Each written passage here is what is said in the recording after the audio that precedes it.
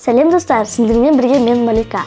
Менің арнама қош келдіңіздер. Бүгін біз сіздермен өте дәмді марокканский шай жасаймыз. Оған қажетті заттар: қара шай, көк шай, корица таяқшалары, қалампыр, науат. Сіздер науаттың орнында қант қоссаңыздар да болады, жалбыз, апельсин және лимон.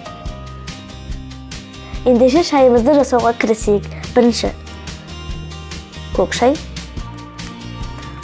қара шай, корицадан біреу жетеді. Енді жалбыз, енді науат, қалампыр, қалампырдан да екеу жетеді. Енді апельсин, енді лимон. Енді үстінен суымызды қосамыз.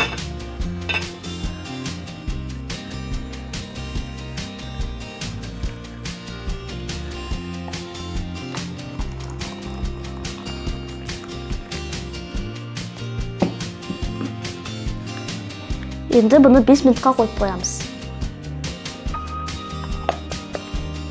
Мінекей достар, шайымыз дайын. Бұл шайды ішкен де арманда, ішпеген де арманда. Ендеше терлеп тұрып шай ішейік достар. Егер де менің рецептіме лайк басып арнама жазылыңыздар, және де осы шай туралы комментарийға пікір қалдырыңыздар. Мен оны міндетті түрде оқимын. Сау болыңыздар.